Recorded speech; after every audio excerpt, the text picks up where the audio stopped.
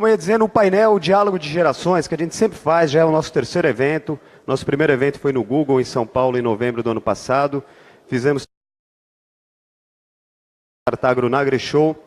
E tanto lá, tanto nesses eventos como aqui, a gente sempre coloca esse momento de colocar um empreendedor tradicional, consagrado do agronegócio, alguém que tem história e bagagem para contar, para conversar com um jovem empreendedor, uma jovem empreendedora, enfim, alguém de outra geração, para que possa contar um pouco, trocar experiências e assim um aprender com o outro e, claro, a plateia também aprender com essa experiência toda. E aí a gente abriu um pouquinho rapidamente para as perguntas no final e a gente acredita que dessa maneira todo o ecossistema pode se enriquecer. E para esse debate a gente pensou aqui, a gente convidou duas pessoas com histórias obviamente muito diferentes, momentos diferentes, mas que todas elas se encontram no que é o agronegócio hoje. A empreendedora que nós gostaríamos de chamar agora aqui é a Cristiane Tibola, que é sócia da startup Pragas.com. Por favor, está aqui, Cristiane. Prazer.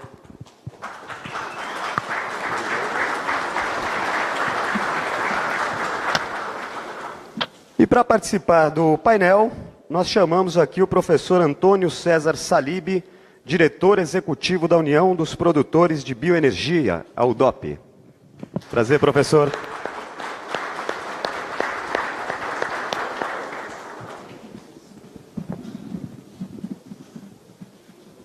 Só uma pergunta, tem mais um microfone? Ah, está aqui. Deixa eu ver, testando. Alô?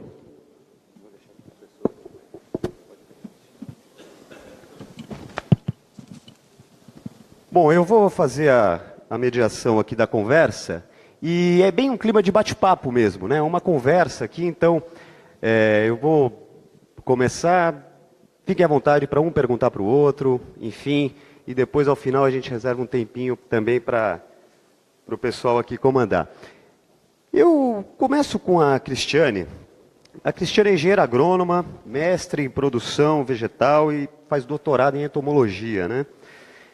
E já há alguns anos está aí à frente da Pragas.com. Eu queria que você contasse um pouquinho, Cristiane, da sua trajetória, de onde você é catarinense, né, mas estudou em Pelotas. Conta um pouquinho de você rapidamente e o que é a Pragas.com, por favor. Boa tarde, pessoal. Primeiramente, queria agradecer o convite. É um prazer enorme estar aqui, poder conversar com vocês e debater sobre esse assunto extremamente importante. Bom, como o Cleito falou, eu sou engenheira agrônoma, eu me formei em Pelotas, e um pouco diferente do que foi contado aqui, o vírus do empreendedorismo aconteceu justamente no final da minha graduação, quando eu trabalhava na área de entomologia já com pesquisa, e nesse período eu gostaria de levar aquela pesquisa até o campo, levar isso até uma empresa, poder usar essa informação que era gerada na universidade no empreendedorismo. E nesse momento eu comecei a pensar sobre isso, conversar com algumas pessoas a respeito de poder empreender na área na qual eu trabalhava e que eu atuo até hoje, que é a área de pragas agrícolas. Porém, todos os meus professores nesse período me orientavam muito no sentido de fazer um mestrado, um doutorado e seguir uma carreira acadêmica. Tanto que eu fiz, continuo fazendo, gosto muito de estudar. E após o mestrado eu dei aula 2 anos numa universidade. Mas aquela vontade de empreender ainda continuava. E me desliguei então da universidade e fui trabalhar numa empresa privada. Trabalhei por 3 anos e em 2015 para 2016 achamos que eu com o meu sócio que era o momento, a hora e o lugar da gente começar a empreender aqui em Piracicaba. Eu já estava no doutorado nesse período e trabalhando com pragas agrícolas, então iniciamos a Pragas.com. A Pragas.com ela tem o objetivo de trabalhar com soluções na pesquisa e desenvolvimento para o controle de pragas. Eu não me desliguei totalmente da pesquisa, mas a gente pôde levar isso para a empresa, pode levar isso para empreender. Nós atuamos na produção de organismos-alvos que são utilizados para pesquisa e desenvolvimento. Aqui mesmo foi falado sobre o grande problema plantas daninhas na agricultura, o prejuízo que isso causa. E para que a gente consiga fazer o controle, é necessário pesquisar, é necessário desenvolver novas tecnologias, novos produtos, seja para monitoramento, seja para controle efetivo. E para isso, a gente utiliza justamente esses organismos-alvos para poder estar trabalhando. Além disso, tem outras áreas de controle que também estão ampliando muito, como o controle biológico. E é uma área que usa nossos insumos para produzir o inimigo natural. Então, foi esse o motivo de empreender. Obrigado. Bom, professor Salib, a história da Cristiane tem muito a ver aqui, tem um gancho interessante para a gente comentar, mas eu queria só situar um pouquinho do professor Salib, né? O professor Salib iniciou a carreira aqui como agrônomo no Banespa, em 1971, né? Teve uma participação efetiva aqui na construção de todo o movimento sucroenergético no Brasil, na construção do Brasil como uma potência, um mercado importante de álcool, e também tem uma relação muito próxima com a academia e com a formação de profissionais, qualificação pessoal, qualificação profissional também com trabalho na UDOP. Eu gostaria que o senhor contasse um pouquinho dessa experiência do senhor como empreendedor e também de desenvolvimento profissional e comentasse sobre essa relação academia, empreendedorismo que a gente está vendo hoje no agronegócio. Boa noite já a todos. Eu queria agradecer a Startagro, a família Nastari, a família Datagro, pela confiança e o convite para a gente estar aqui. Quero dizer que eu sou um exalquiano, sou da família, acho que a maioria de vocês são meus calouros. Eu formei em 71, não sei se tem alguém mais velho que eu. Eu comecei, como ele disse, a minha vida profissional do Banespa, trabalhei 1 ano e meio, e em 73 eu entrei na Copersucar, no setor sucroalcooleiro, passei por usina, trabalhei, fui gerente agrícola de usina, e entrei no Planalçúcar em 79, em Campos, no Rio de Janeiro, e vim para Araçatuba com o Proálcool, para fazer a pesquisa e transferência de tecnologia na região do oeste do estado de São Paulo, onde antes só tinha pecuária, e com o Proálcool 60 novas usinas foram instaladas. Eu não sou um empreendedor privado, mas dentro do Planalçúcar, que eu trabalhava na época que eu vim para Araçatuba, nós percebemos que, além da pesquisa e da transferência da tecnologia, nós precisávamos também de capacitar o pessoal da região. E capacitar desde o braçal até o gerente.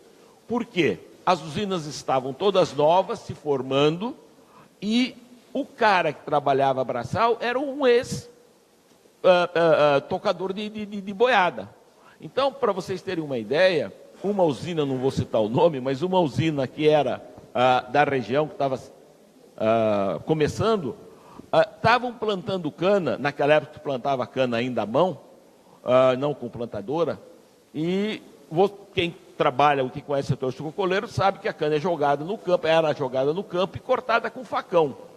A falta de capacitação era tão grande que os caras estavam cortando cana com um enxadão. E o crescimento tecnológico de 1% ao ano de rendimento.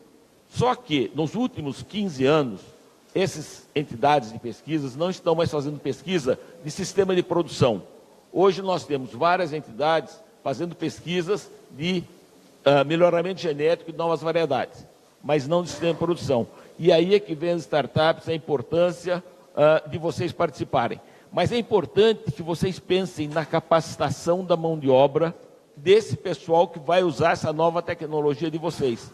Muitas vezes, um excelente trabalho que vocês desenvolvem pode ser queimado pelo cara que, em vez de usar o facão, use o enxadão para cortar a cana.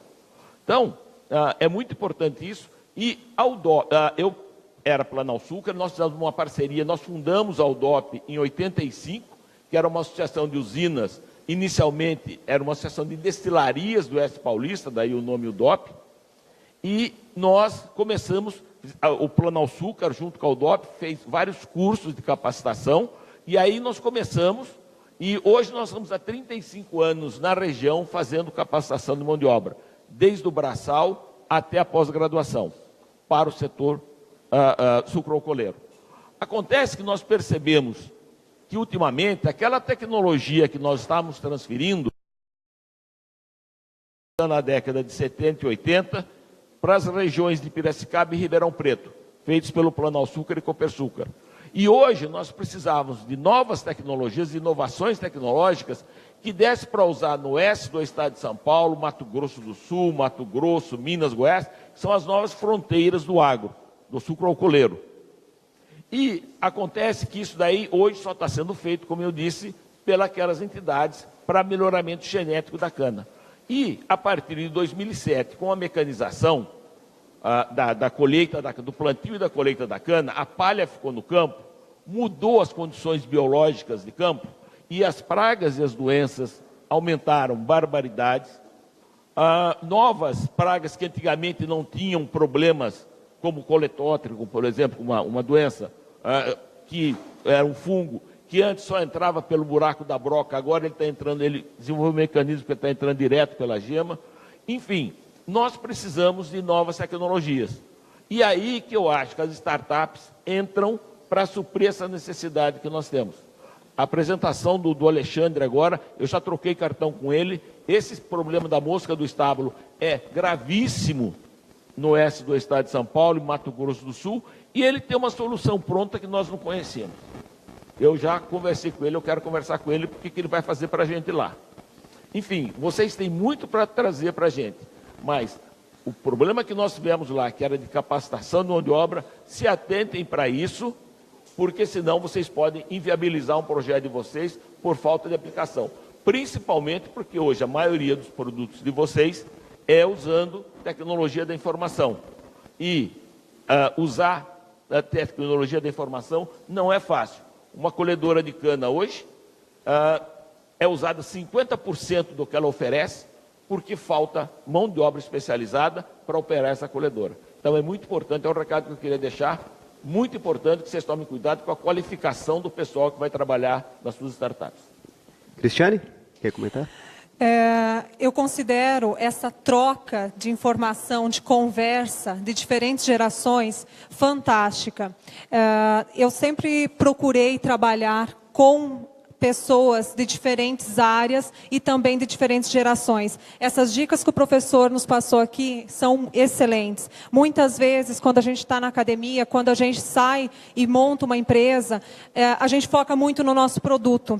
E a gente realmente tem que pensar em como que a gente vai colocar esse material no campo, como que a gente vai fazer essa transição. E esse fator adicional à tecnologia transforma também essa situação um pouco mais complexa, porque você fazer o uso de algo que é novo, transformador e tecnológico, realmente precisa de pessoas capacitadas para estar utilizando, porque senão você perde algo que você desenvolveu muito bem e não está sendo aplicado da forma correta. E a respeito também do que o professor comentou sobre pragas agrícolas, as mudanças de cenário, isso é importantíssimo nós estarmos atentos. O cenário agrícola no Brasil, ele está em constante mudança. Nós temos diferentes pragas, diferentes insetos, doenças, plantas daninhas, a cada 2 anos muda esse cenário. E nós temos que estar atento a isso para saber como fazer um manejo adequado, como realmente solucionar esse problema. Porque muitas vezes, como nós trabalhamos, aquilo que é novo hoje, amanhã já não é mais. Então a gente tem que estar muito atento de criar soluções rápidas, eficazes e realmente colocar isso na mão do produtor, colocar isso no campo de uma maneira efetiva, justamente para não queimar um produto que muitas vezes é extremamente importante. Só colaborando, inclusive, isso que você disse a respeito dessa atualização constante, é muito importante que vocês, nessa área de pragas, vejam o que está acontecendo no mundo, na mesma cultura, Porque se hoje nós não temos tal praga aqui no Brasil, provavelmente daqui 2, 3, 5 anos, a gente possa ter essa praga aqui. E é muito importante que vocês já tenham a solução antes da praga chegar, para que a gente não tenha que apanhar 2, 3 anos, 5 anos com a praga aqui, para a gente conseguir depois ganhar tempo. Então é muito importante essa proatividade que você citou. Exatamente, haja visto o caso Armígera no Brasil, né? Chegou aqui e causou um auê, né? Tivemos vários problemas, sérios prejuízos e não conseguimos encontrar uma solução rápida e eficaz. Apenas 3, 4 anos depois a gente está conseguindo chegar a algum produto, algum manejo que realmente possa solucionar. E professor Salib e Cristiane, eu abro aqui uma pergunta para os dois. Gostaria que vocês comentassem um pouquinho sobre a universidade, o papel da universidade neste contexto que vocês acabaram de debater. Que transformações, que necessidades ou avanços vocês estão vendo na relação das universidades com essas questões, por exemplo? Foi comentado anteriormente, inclusive, sobre esse importante papel que a universidade tem de abrir portas para os novos empreendedores. A universidade tem uma geração de tecnologia e inovação fantástica, mas muitas vezes ficam dentro da universidade sem realmente uma aplicação. E também existem muitos trabalhos, estudos, que não focam no problema real. Isso foi um incômodo meu durante o período que eu estava estudando. Eu só queria trabalhar com aquilo que realmente era problema. Eu não queria trabalhar com algo que eu não considerasse importante ou que tivesse uma aplicabilidade. Então, esse é um fator extremamente relevante que professores, pesquisadores têm que olhar, orientar seus alunos e direcionar. Muitas vezes, a universidade, o professor, no afã de fazer uma pesquisa, ele faz pesquisa em cima de um produto que, no final, não é aplicável para a empresa. Então, é muito importante, eu tenho conversado com algumas entidades de pesquisa, seria muito importante que a gente criasse um comitê, em primeiro lugar, em que fizesse parte pesquisadores e usuários, e que nós levássemos a demanda que nós precisávamos para essas universidades e institutos de pesquisas do que nós precisamos. E depois, quando eles terminassem a pesquisa, eles trouxessem para esse comitê o resultado para que fosse feita a extensão desse trabalho. Que o problema da universidade também é o problema da extensão. O pesquisador faz a pesquisa e muitas vezes fica dentro da universidade. É importante a extensão dessa pesquisa. Quando nós tínhamos o Plano Açúcar e a Copersucar, 30 anos, 40 anos atrás, toda a pesquisa era gerada lá e todo o resultado saía. Hoje, como nós não temos instituições, muita gente está fazendo pesquisa. O IAC faz pesquisa, a Embrapa faz pesquisa, a Ridesa faz pesquisa, muita gente faz. Só que falta uma central de informação dos resultados dessa pesquisa.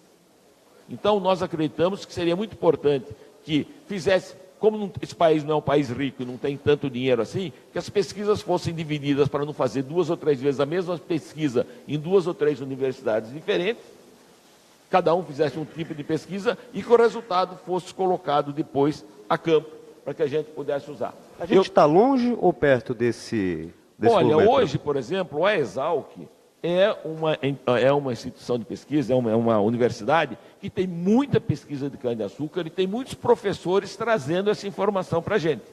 A gente usa muito isso daí, inclusive hoje a Exalc está com uma série de congressos técnicos, fazendo também a difusão dessa tecnologia. A Exalc é uma universidade que está muito forte. A UFSCar, através da Ridesa, a Ridesa é uma rede de pesquisas para cana-de-açúcar a nível nacional, todas as federais participam, ou quase todas, e também tem um trabalho bem feito, principalmente para novas variedades, para melhoramento genético. Então, tem algumas universidades que têm, mas tem muita gente pesquisando, por exemplo, a Embrapa. Eu sei que a Embrapa tem 40 e poucas Embrapas, tem o colega Fábio, que está aqui da Embrapa, pode falar isso. A Embrapa tem 20 e poucas Embrapas pesquisando cana-de-açúcar, e a gente não vê muitos resultados aparecendo para a gente. Por quê? São resultados que estão sendo feitos e não está sendo feita a extensão.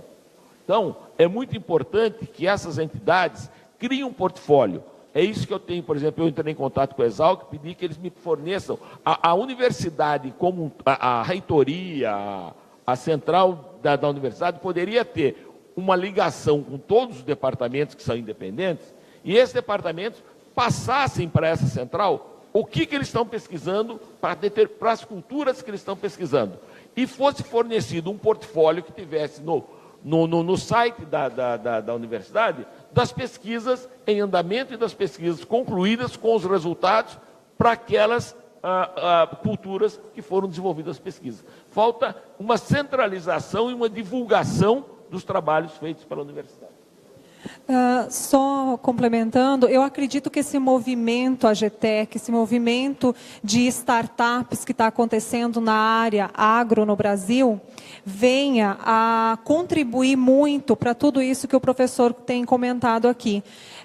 Tem várias startups que estão trabalhando em tabulação de dados, em fornecimento de informação. Então, acho que esse movimento da tecnologia, de novas gerações entrando no mercado, realmente está fazendo essa conexão entre experiência e conhecimento com o mercado atual. Até complementando isso que a Cristiane falou, e com o professor aqui, realmente, o que eu já consigo perceber muito claramente é essa contribuição que as startups estão trazendo nessa questão de gerenciamento de dados, de administração de dados e extração de inteligência para os dados, né? Então, eu sinto que, seja em diferentes locais do Brasil, nós temos startups. Se pegar o primeiro censo AgTech, inclusive, que o pessoal aqui, o professor Matheus Mondin, o Sérgio, o Tomé, enfim, o primeiro censo AgTech que foi feito, ali já se identifica uma presença muito grande de softwares de gestão, e daí para você evoluir para outros softwares que, por exemplo, podem usar Big Data e outras ferramentas, enfim, nós estamos aqui com a faca e o queijo na mão, né? Para isso, né? Inclusive, você está colocando um fato importante, é o que eu disse, nós acreditamos muito hoje nas startups. A UDOP quer trabalhar junto com as startups. Nós estamos à disposição, como o nosso DNA é de capacitação de mão de obra. A UDOP, nesses 30 e poucos anos de vida, mais o pedacinho do Plano-Açúcar, que não tinha UDOP ainda, desde 1980, que eu cheguei em Araçatuba, nós já capacitamos mais de 120 mil pessoas que passaram pelos nossos cursos. Então, essas novas tecnologias que as startups estão gerando, se precisarem formação de mão de obra, nós podemos fazer, desde que sejam tecnologias para o setor sucroalcooleiro, nós podemos fazer essa capacitação e transferir. E se você me permitir um comercial, nós fazemos um Congresso Nacional da Bioenergia. Esse ano vai ser o 10º Congresso, vai ser dia 22 e 23 de novembro, e nós vamos ter pela primeira vez 2 salas. Até o ano passado foram 12 salas, cerca de 1.500 participantes, de todas as áreas das usinas, agrícola, industrial, mecanização, administrativo financeiro, RH, enfim, todos os ramos de atividades das usinas. E esse ano nós vamos ter 2 salas, uma de inovação tecnológica, que nós vamos ter o CTBE durante um dia inteiro fazendo a apresentação das inovações que eles estão fazendo, e no dia seguinte nós vamos convidar empresas que tenham um trabalho já pronto para apresentar de inovação tecnológica. E nós vamos ter uma sala só de startups, e aqui fica o convite para todos vocês que tenham trabalhos concluídos para o setor sucroalcooleiro, para que se inscrevam. Nós vamos montar uma programação, se for possível, que todas participem e apresentem seus trabalhos graciosamente nesse congresso. Professor, já coloca a Startagro aqui à disposição, inclusive, para ajudar bastante nesse projeto do senhor, no que precisar. Com certeza, eu agradeço. Eu, na vinda, eu vim junto com o Luiz Felipe, com o Guilherme, e já conversamos exatamente da Startagro participar conosco do Congresso Nacional da Bioenergia. Estaremos lá. A gente já está chegando ao final, tem uns momentos para algumas perguntas. Nós temos uma ali, primeiro. Eu peço só a gentileza para que a gente pudesse ser um pouquinho breve. Por favor, diga só o nome, de onde é e a pergunta. Para quem? Arnaldo Barbalho. Eu queria fazer uma observação. Vocês tocaram em 2 pontos fundamentais. Na semana passada eu dava uma aula inaugural da Escola de Líderes do Senac, eu tinha que apresentar alguma coisa em relação ao desafio dos líderes. As pessoas acham, nós todos achamos, não somos só os brasileiros, nós achamos que o computador é que agilizou o mundo que a gente vive. Isso é a chamada lei de Moore, que duplicava a capacidade de processamento, memória, a partir dos anos 70. Isso não é verdade. O primeiro mundo que se desenvolveu, teve um deslanche exponencial a partir de 1960, 70 anos antes de aparecer o computador. O que eu quero dizer com isso é o seguinte, e por causa do quê? Por causa do fluxo de informação. Aqui a gente não circula as coisas, o professor está dizendo que precisa trazer informação, eu tenho que fazer uma pesquisa aplicada à realidade. E a moça falou, a gente precisa ter cuidado com a capacitação das pessoas. Não adianta colocar um Zé Mané para lidar com isso, que não vai adiantar. Então, as startups são um veículo, é como se fosse uma pororoca, trazendo o mercado à força para dentro da universidade. Porque a informação nesse país não circula, é isso. Então, estão de parabéns, vocês chegaram a 2 pontos fundamentais. Um comentário rápido? Concordo realmente com o que você disse e continuo acreditando que esse movimento de startups vai promover cada vez mais rápido essas informações para chegar até o campo, porque realmente está tendo uma troca muito rápida de informação e esperamos que isso realmente esteja na mão de quem precisa usar de uma forma segura. Maravilha. Professor, você queria? Só dizer que concordo exatamente com o que ele disse e a minha geração espera muito da geração de vocês. Temos uma última pergunta aqui do nosso amigo. Nome, por favor, de onde você é. E para quem é a pergunta ou um comentário. Boa tarde. Meu nome é Pedro, eu sou do INSPER, de São Paulo. E vem em mim um pensamento que as universidades e o setor incentiva demais a pesquisa de professores. Os professores fazem a pesquisa e entregam. Só que as pesquisas de alunos são um pouco ignoradas, ficam só ali na área acadêmica. Então, para mim, parece importante que seja incentivado também projetos de alunos. Por exemplo, eu sou fundador do AgroInsper, a gente criou esse semestre, e junto com os meus 2 sócios, entre aspas, a gente está desenvolvendo uma pesquisa. Então, tipo, eu sinto muita... sei lá, parece que olham com um olho diferente, um negócio que não seja sério, sabe? E falando com meu irmão, que é engenheiro agrônomo formado pela Universidade Federal do Paraná, ele disse que também teve o mesmo problema quando ele fez uma pesquisa sobre sustentabilidade, alguma coisa assim. Então, o senhor não acha que seria um pouco importante você dar um pouco mais de incentivo para os alunos também? Eu acho que é muito importante. E eu acho que as startups veio exatamente para isso. Que, antigamente, os professores faziam toda a pesquisa e os alunos trabalhavam com os professores.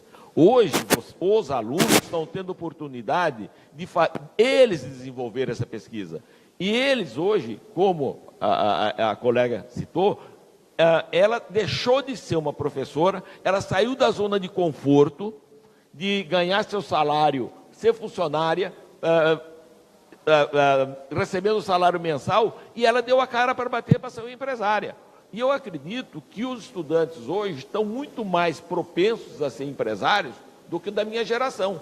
Então, você tem toda a razão. Eu acho que os estudantes têm todo o apoio, e é por isso que a UDOP, nesse congresso, vai ter uma sala específica para divulgar a pesquisa com resultados conclusivos, porque senão o pessoal das usinas não vai assistir, mas que tenham conclusivos à disposição, sem custo, sem nada. É um congresso que está aberto para os estudantes também participarem. Poxa, gente, infelizmente nós chegamos aqui ao final. Realmente a gente está vendo que o debate foi super importante. Eu acho que a gente tem aqui 2 pessoas com uma formação muito bem ligada à área acadêmica, mas que ao mesmo tempo tem um trabalho muito grande e importante também com o mercado, ou na formação do mercado, né? E eu acho que essas 2 pontas, esse painel aqui acaba juntando pelo menos 2 pontas do agronegócio, que mostra um desenvolvimento que o Brasil tem, né? O Brasil já tem um histórico de inovação no agronegócio, é muito claro isso, setor de soja, entre outros. E nós temos agora uma nova face, né? Nós temos um novo movimento, uma nova cena acontecendo, e eu acho que as duas coisas se complementam e essa ponte tem que ser feita, né? Só complementando, apesar do horário, hoje o setor está com todas as possibilidades de crescer nos próximos 15 anos cerca de 300 milhões de toneladas. Tem um programa que a maioria de vocês não deve conhecer, que chama-se RenovaBio, e quem está junto com o Ministério de Minas e Energia, trabalhando no Conselho Nacional de Pesquisa Energética, levando a contribuição da sociedade civil, é o professor Plínio Nastari, está levando todo o conhecimento dele. Esse projeto RenovaBio já está pronto, com o trabalho feito pelo Plínio e o Miguel Ivan e algumas pessoas do Ministério. Se esse projeto for passado no Congresso, e está para passar, o setor cresce cerca de 50% do que ele é nos próximos 15 anos. E aí, nós vamos precisar de toda essa pesquisa, porque vão ser áreas novas novamente, nós vamos precisar de capacitação de mão de obra, vamos precisar de pesquisa, e vocês, as startups, vão ter um campo muito grande para trabalhar no setor da bioenergia. Então, eu acredito que o futuro é bastante promissor para nós, que o país precisa de combustíveis, e o biocombustível é o melhor em termos de renovável, em termos de meio ambiente, em termos de emprego, de geração de renda para o país. E o professor Plínio está com esse trabalho muito bom, muito importante. Inclusive, eu sugiro que vocês entrem no site e vejam o programa RenovaBio, como que ele é. Não sei se está no Ministério de Minas e Energia ou se está no site da Datagro. E a Startagro também em breve vai produzir um especial sobre isso. Vejam o que é RenovaBio, é um trabalho do professor Plínio que vale a pena ser conhecido, porque o país precisa de energia e a energia renovável é a solução para a gente. E nós vamos ter um campo muito grande para vocês, startup, trabalharem nessa área. Muito obrigado, professor Salib. Muito obrigado, Cristiane. Obrigada. Quer um último comentário? Obrigado, viu? Gente, obrigado.